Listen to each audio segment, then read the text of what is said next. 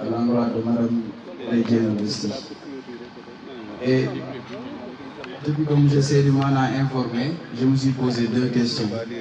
Pourquoi moi? Moi qui n'ai fait que 7 ans de compagnonnage avec Tadjena, contrairement à beaucoup d'entre vous. Et aussi, que vais-je dire de cette femme, très sincèrement? Tout a été dit. Je vais juste faire une répétition. Et pour une meilleure approche, j'ai décidé de travailler avec mes élèves. Parce que lors de la journée du 8 mars, nous avions initié ce qu'on appelle une présentation de figures féminines. Et pour rappel aussi, cette année, avec le programme Non Seuls Leaders au lycée, chaque groupe devait choisir une marraine. Et la salle 4 avait choisi Tadjena comme marraine. Ce qui montre l'étendue de la mission qu'elle a eu à mener tout au long de sa vie. Maintenant, lors de la fête du 8 mars, l'élève Mariam Fall avait fait une bonne présentation sur la vie et l'œuvre de Tadjena.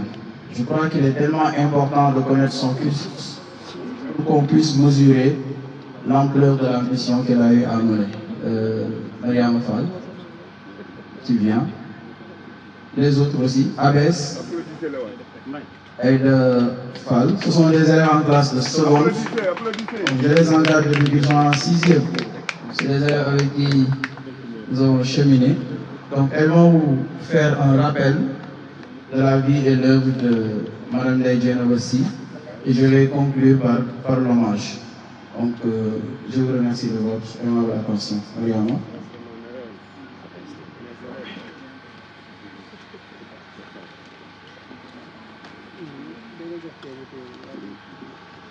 Leïdjen aussi est née le 15 septembre 1966 à Foundiougne. Elle a fréquenté l'école élémentaire des filles de Foundiougne, actuellement appelée école Tamsir Biram Kouni Thiam, où elle a obtenu son CFE en 1978.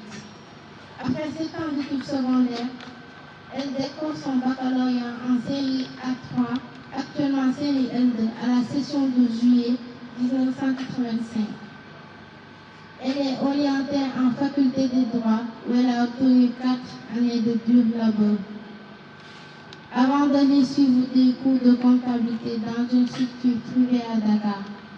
En 1995, elle fait partie de ceux-là qui sont retenus pour former la première génération des volontaires de l'éducation du département de Foundiougne.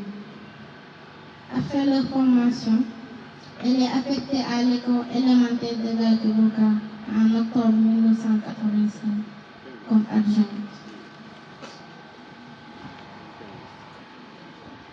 En 1997, elle brique et obtient avec succès le poste de présidente départementale de la scolarisation des filles, SCOFI.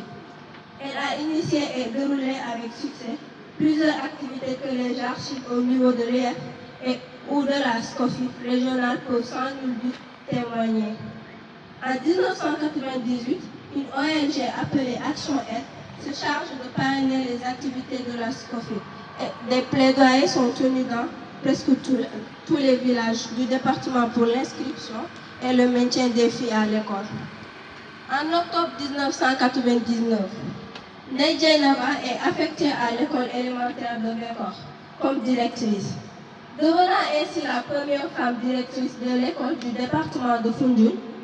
Cependant, elle refuse catégoriquement d'être déchargée et préfère tenir elle-même les classes de CM2 pour assurer de bons résultats en fin d'année. Enseignante rompue à la tâche, elle tenait la dragée et ses collègues hommes dans la profession. En octobre 2003, elle est affectée comme surveillante au collège de Kara en octobre 2003.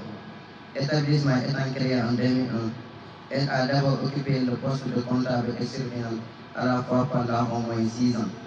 Elle est finalement restée surveillante simple. En 2012, elle a regroupé toutes les enseignantes de la commune de Kara et environ autour d'un amical dont elle est la présidente. Elle a voulu renouveler le bureau à maintes reprises, mais les dames n'ont jamais voulu accepter cela, car étant convaincues des qualités morales et managériales de Mme Tienabassi.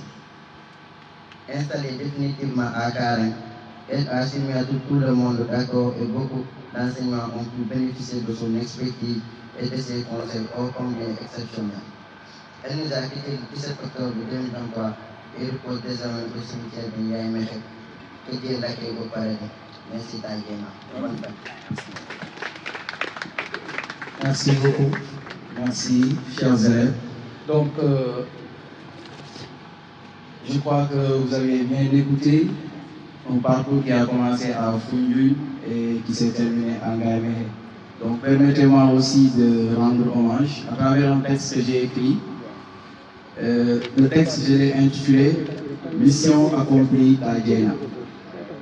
Mission accomplie Taïgéna. Le 17 octobre 2023 sera à jamais gravé dans la mémoire des enseignants du département de Foundiougne en général, ceux de Karang en particulier. En effet, la communauté éducative de la ville de Mamaska venait de perdre sa muse, sa Yacine Boubou, sa Aline Sitoé Diatta, je dirais même sa mère Teresa. Taïgéna, on m'avait dit que la valeur d'un être humain ne se voyait qu'à travers ses gestes durant son séjour terrestre. Mais aujourd'hui, en te prenant comme exemple, j'en déduis que la mort finit la vie de l'être, mais que ses œuvres humaines la perpétuent. Et c'est fort d'un tel constat que les enseignants de Karang, par ma voix, ont décidé de te rendre hommage, un hommage qui, j'espère, te trouvera dans les profondeurs du paradis éternel. Madame Gay pour la famille, Madame Sti pour les collègues et élèves, les Djenaba pour les intimes, Taïgéna pour les proches. Les surnoms qui t'ont été attribués sont loin d'être fortuits. Tu es une muse, car tu as inspiré plusieurs générations. De par ta rigueur, ton amour du travail, ta droiture et surtout ta sincérité, tu es devenu une vitrine pour tous les enseignants du département de Foundiougne. Ton professionnalisme et ton sens aigu de dire les choses telles qu'elles sont font de toi une personne véridique que tout le monde voudrait connaître et fréquenter. Le deuxième surnom, Yacine Boubou, Aline Sitoé Diatta. Oui, Taïgéna, car à l'image de ces deux femmes, tu t'es battu corps et âme pour l'école sénégalaise. D'abord par le maintien des jeunes filles à l'école, à travers la SCOFI. Ensuite par un combat envers et contre tous pour que les enfants restent à l'école et non dans la rue.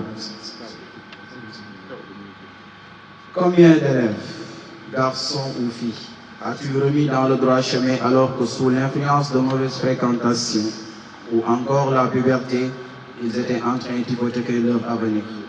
Combien de parents as-tu savonné et critiqué pour la bonne cause afin d'assurer le minimum à leurs enfants en ce qui concerne l'école et leur éducation? La liste est loin d'être exhaustive. Par ailleurs, même étant sur ton lit d'hôpital, tu es resté digne, forte. Tu rassurais tout le monde que tout allait bien. Je me rappelle de tes mots quand je t'ai appelé en début octobre pour te dire que tu allais me manquer lors de la réunion de rentrée. Voici ce que tu m'as répondu. Je cite, « Mon fiston préféré, vas-y, je vous rejoindrai dans quelques jours, Inch'Allah. » Fin de citation. Ta résilience est juste exceptionnelle. Je t'ai surnommé Mère Teresa. Oui, tu mérites ce surnom magnifique, car un mot résume presque toute ta vie, le social. Oui, combien de personnes soutenues, conseillées, aidées financièrement et moralement dans la plus grande discrétion. Combien d'élèves inscrits sur fonds propres pendant que leurs parents éprouvaient des difficultés pour s'en acquitter? Combien de personnes logées, nourries, blanchies chez toi sans rien attendre en retour? Taïgéna, c'est l'âme qui console. C'est la maman avec ce grand cœur qui écoute, câline, rassure, te dit la vérité même si ça fait mal, te soutient, t'aime, t'adore sans distinction d'ethnie, de niveau social ou de niveau scolaire. Ta bonté incommensurable mérite d'être enseignée dans nos écoles. Taïgéna, sur vous, beaucoup de choses peuvent être dites, mais je préfère les faits à l'histoire, les actes que tu as posés à la parole. Nous ne t'oublierons jamais.